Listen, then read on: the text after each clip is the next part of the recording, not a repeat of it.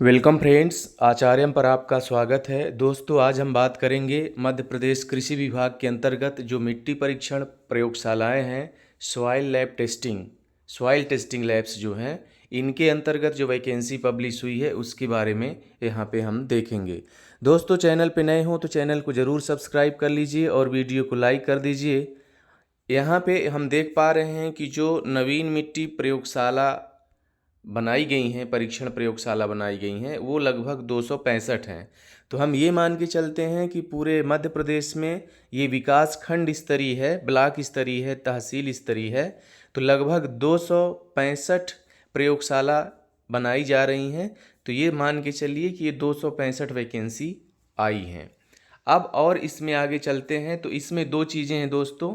या तो आप युवा उद्यमी हो अथवा कोई संस्था हो। युवा उद्यमी जो हैं उनके लिए जो कैटेगरी दी हुई है उसको हम आगे देखेंगे, और यदि आपके पास कोई संस्था बना के चलाना चाहते हैं तो उसके बारे में भी हम यहाँ पे देखेंगे। तो दोस्तों, प्रयोगशाला भवन और प्रयोगशाला उपकरण। प्रयोगशाला भवन मतलब लेबोरेटरी, और उसमें जो उपकरण यंत्र लगेंगे वो संस्थाओं को, युवाओं को प्रदाय किया जाएगा। ये गवर्नमेंट की तरफ से होगा। यहाँ पे आपको कुछ नहीं करना है। वो एक कमरा आपको देंगे तहसील स्तर में या जहाँ भी उनके पास होगा, वहाँ पे आपको देंगे, और साथ में उपकरण भी देंगे, जो लैब इक्विपमेंट्स होते हैं वो देंगे। लेकिन इसमें आगे ये भी मेंशन है कि जो रीजेंट्स लगेंगे उसमें युवा उद्यमी को खुद अपने से करना होगा। एक जिले में प्रति आवेदक केवल एक मिट्टी प्रयोगशाला आवंटित की जाएगी। प्रथम 3 वर्ष प्रति वर्ष 4500 मृदा नमूने विभाग द्वारा प्रदाय करने की गारंटी दी जाएगी, इससे कम नहीं होगी। उसके बाद गारंटी का नमूनों की संख्या क्रमशः चतुर्थ वर्ष में 3600, पाँचवें वर्ष में 2700, छठवें वर्ष में 1800 और सातवें वर्ष में 900 रहेगी। अब दोस्तों, जो 265 युवा उद्यमी का चयन किया जाना है उसमें हम देखते हैं आगे। ये MP ऑनलाइन का जो पोर्टल है वहाँ से आपको ये रूल बुक मिल जाएगी, और वहीं से आपको आवेदन भी सबमिट करना होगा।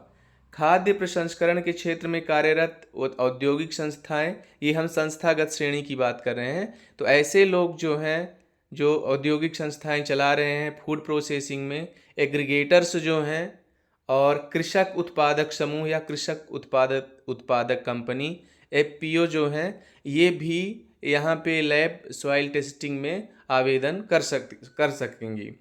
अब युवा उद्यमी श्रेणी 2 में जो दिया हुआ है, तो यहाँ पे यदि कोई इंडिविजुअल करना चाह रहा है, कोई युवा, तो उसके पास कृषि स्नातक अथवा उद्यानिकी स्नातक शैक्षणिक योग्यता होनी चाहिए। मतलब इसमें BSc एग्रीकल्चर या उद्यानिकी, BSc एग्रीकल्चर या उद्यानिकी में स्नातक होना चाहिए। अब इसका वरीयता का क्रम क्या रहेगा वो हम यहाँ पे देख लेते हैं। वरीयता का क्रम ये होगा कि यदि किसी कैंडिडेट के पास PhD सॉइल साइंस में है तो वहाँ उसको पहला प्रेफरेंस दिया जाएगा।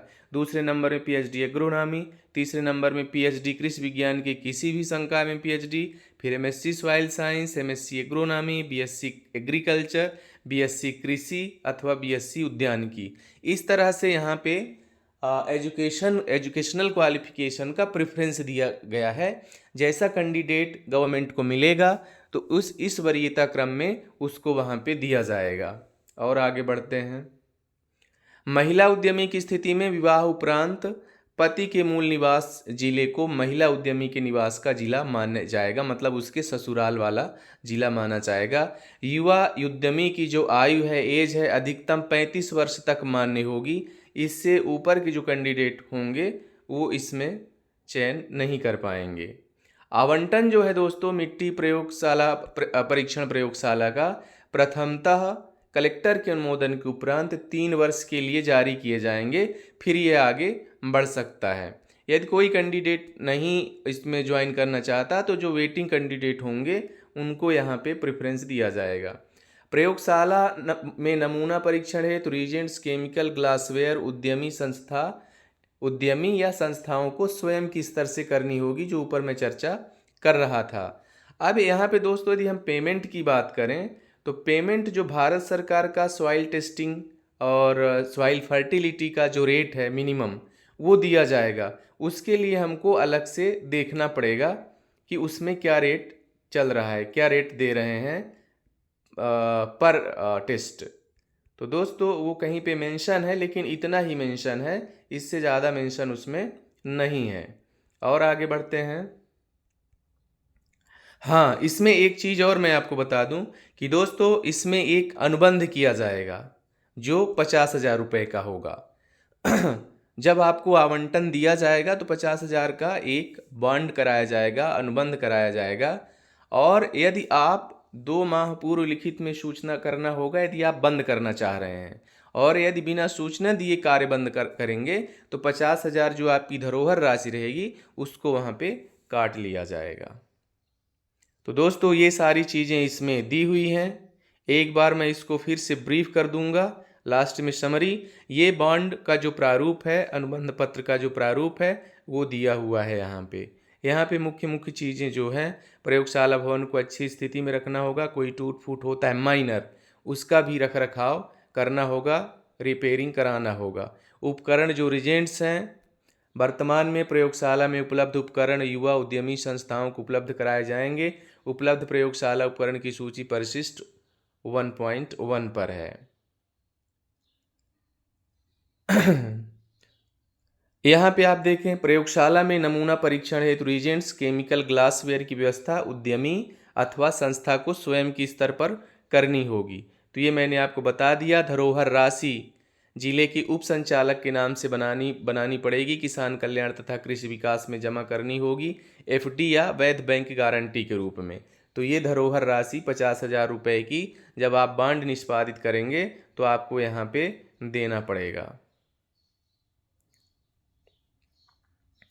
इसमें युवा उद्यमी संस्थाओं को प्रयोगशाला से संबंधित विकासखंड के वरिष्ठ कृषि विकास अधिकारी के माध्यम से पोर्टल से मुद्रित सॉइल हेल्थ कार्ड किसानों को उपलब्ध कराया जाना रहेगा।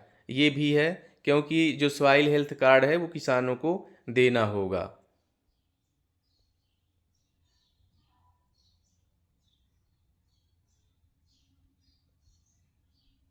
अनुबंध की कुछ और शर्तें हैं जो यहाँ पे आप देख पाएंगे। ये अनुबंध वाला था। अब मिट्टी परीक्षण प्रयोगशाला में उपलब्ध प्रयोगशाला उपकरणों के हस्तांतरण हेतु पत्रक ये भी दिया हुआ है, फर्नीचर का दिया हुआ है, अन्य सामग्री का दिया हुआ है, भवन स्थानांतरण का दिया हुआ है। और ये डिस्ट्रिक्ट और इनके जो विकास खंड हैं 265, इनका नाम भी इसमें मेंशन है। आप यहाँ पे देख सकते हैं, जैसे भोपाल में सिर्फ एक ही है बैरसिया, सीहोर में 4 हैं, रायसेन में 6 हैं, विदिशा में 5 हैं। इस तरह से इसमें टोटल 265 विकास खंड यहाँ पे मेंशन है जहाँ पे मिट्टी परीक्षण प्रयोगशाला स्थापित हैं। तो यदि आपके पास एलिजिबिलिटी बन रही हो तो एमपी ऑनलाइन पोर्टल पे जाके मध्य प्रदेश का ये सॉइल टेस्टिंग लैब के लिए आप आवेदन कर सकते हैं।